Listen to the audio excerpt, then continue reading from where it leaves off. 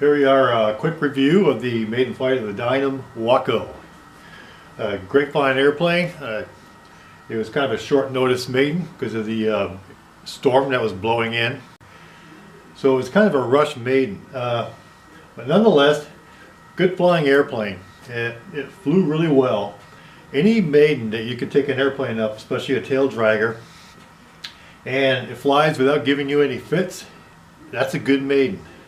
Also, any maiden where you can take a tail dragger up and you can land it every single time on the two wheels and settle it down on a tail wheel without nosing it over. That's a very good maiden for a tail wheel, or for a tail dragger.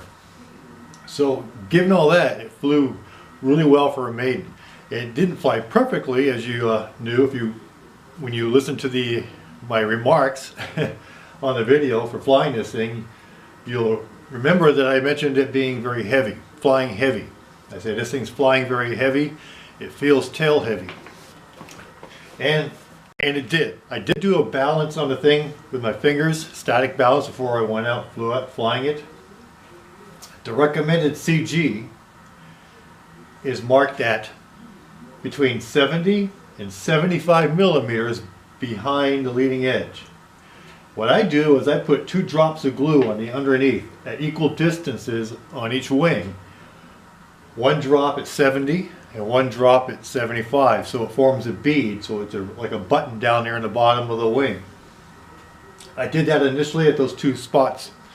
That way when my fingers are either on them or just ahead or behind, I can get a good idea of what the weight and balance is.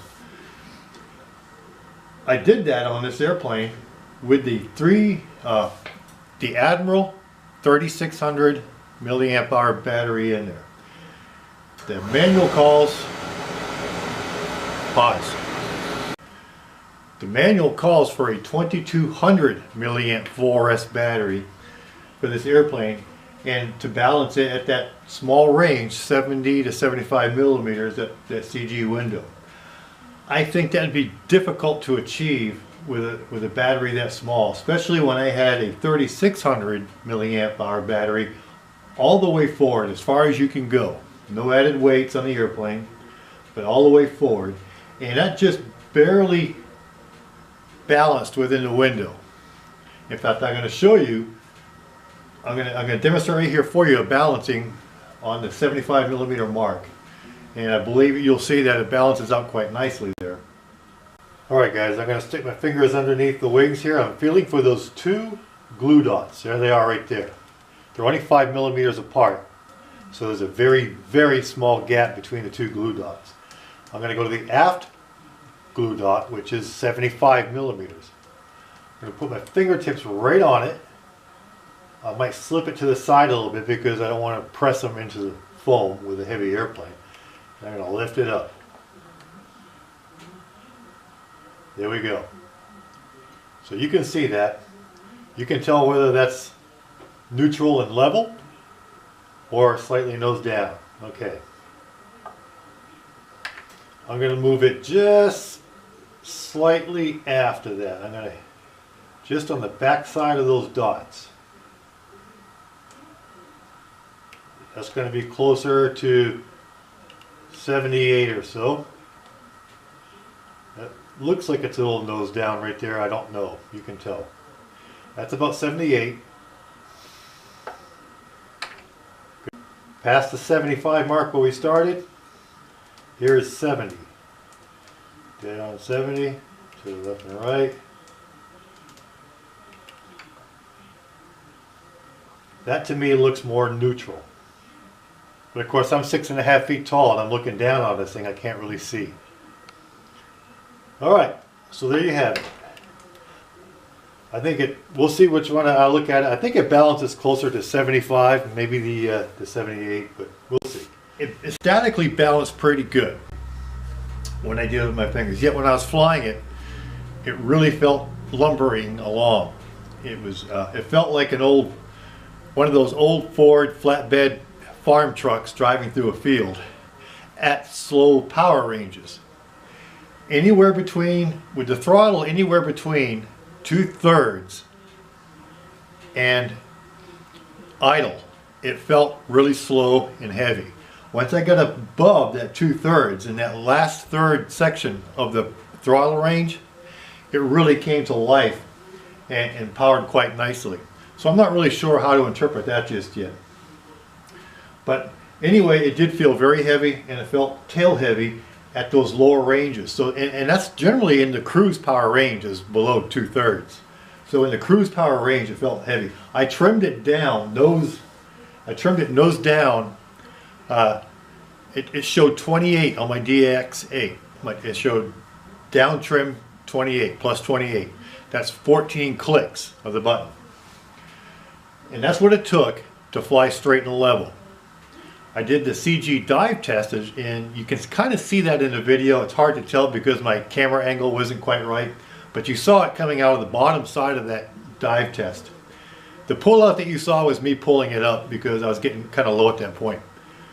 But the CG dive test really showed that the airplane maintained the angle, and I might have been a little steep. It was probably about a 50-degree dive, but it maintained it. And it may have slightly tucked under. I don't know. I didn't notice it, but it was more of a maintaining. So that kind of represented closer to a neutral type of balance. But that was fully trimmed. That was fully trimmed with that 28. I want to say 28 units nose down.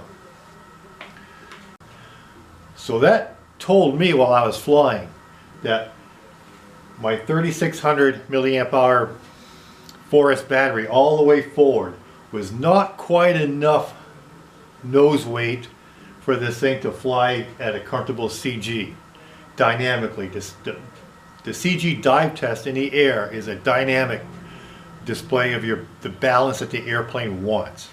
The airplane will tell you what it wants for a balance when you fly it. When you put it in that CG dive test, you are trimmed for a nose heavy or you're trimmed for a tail heavy. What it displayed to me was it was neutral, but I was trimmed for a nose down. I'm sorry, I was trimmed for a tail heavy condition. I trimmed the nose down to get to that neutral dive.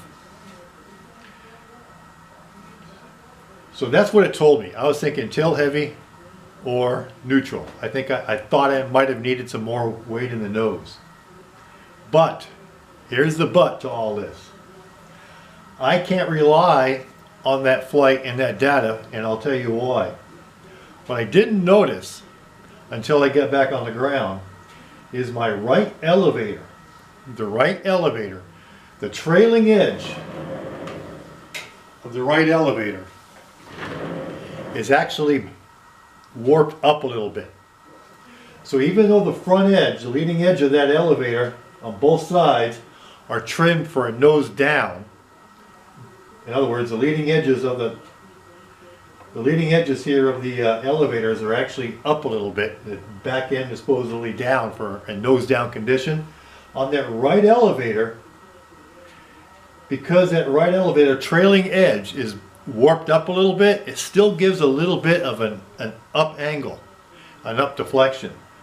So before I trimmed it, I think I started the flight maybe about 10 units nose down, just assuming that I might need that for safety.